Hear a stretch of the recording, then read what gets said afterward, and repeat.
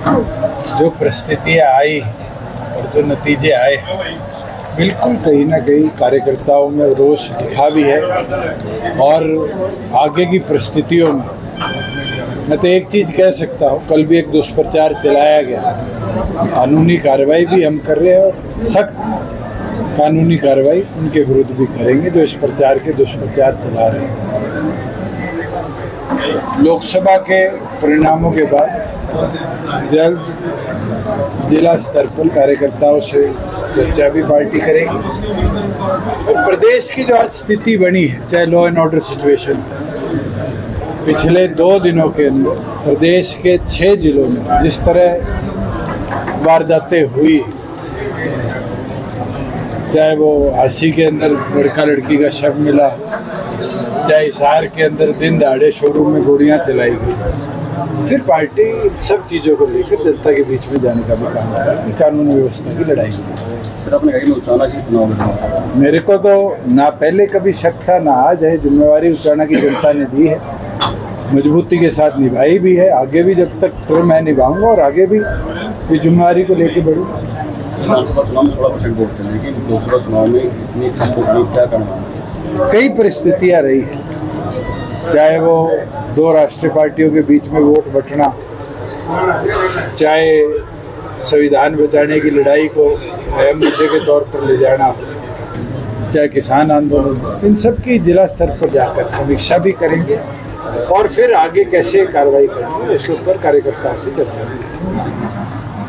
कांग्रेस का बंटवारा अभी तो शुरू हुआ और अभी तो हमने बहुत नामों की आप लोगों से चर्चा सुनी है पिछले 20 दिनों के, ये भी जाएगा ये भी जाएगा। ये तो देखने की बात है कि अगले 2 से 3 महीनों में राजनीतिक उलटफेर तो बहुत होगा और बहुत लोग अपनी अपनी पार्टियों से दूसरी पार्टियों में जाएंगे और दूसरी पार्टियों के किसी और पार्टी में जाएंगे। लोकसभा में भी देखने को मिला, विधानसभा में भी देखने को मिला। राजेंद्र सिंह का कहना है कि जो क्षेत्र धर्म का कोई वजूद हरियाणा में नहीं है, इस चुनाव में काफी हद तक सामने आता है। ये तो इतिहास है, बड़ी पर्ची छोटी पर्ची के अंदर राष्ट्रीय दलों में बंटवारा रहा है और छोटी पर्ची की जब बात आई तो फिर रीजनल पार्टीज को लोगों ने अपनाया भी।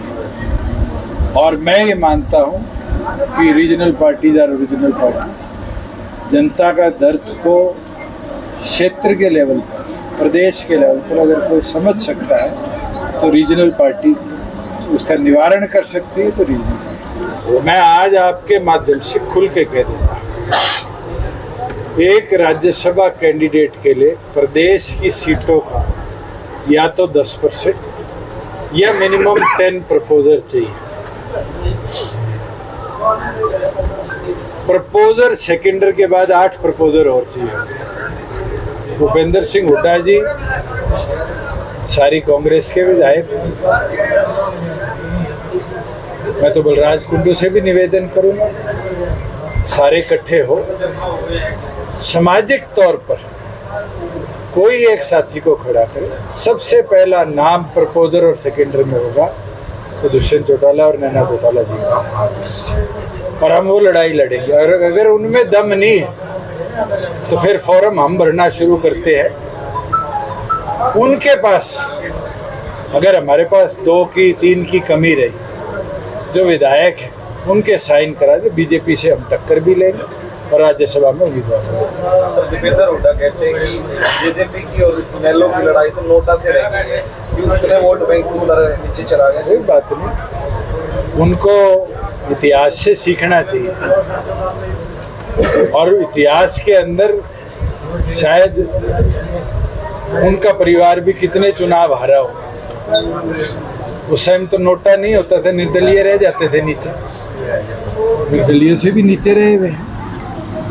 ये तो जनता जनार्दन है, जनता अगर मन बनाएगी तो जनमत साथ भी आएगा और मजबूती भी देगी। गंभीर मामला है और जिस तरह का रुख केंद्र सरकार का रहा है, जहां एग्जामिनेशन बॉडी के प्रेसिडेंट को, चेयरमैन को हटा दिया गया रातों रात, नए की नियुक्ति कर दी गई, जिस तरीके से लोगों ने जगह जगह पर यह चीज प्रूव करी कि कुछ रीजनल सेंटर से बड़ी मात्रा में छात्र पास हुए हैं, वहाँ पेपर लीक हुआ है। इसकी सुप्रीम कोर्ट के किसी सिटिंग जज के अंडर प्रॉपर जांच हो, क्योंकि इसके अंदर एक एपिसेंटर हरियाणा भी रहा है और हरियाणा के अंदर भी दोनों राष्ट्रीय पार्टियों के लोगों की इन्वॉल्वमेंट इस पेपर के अंदर आई है।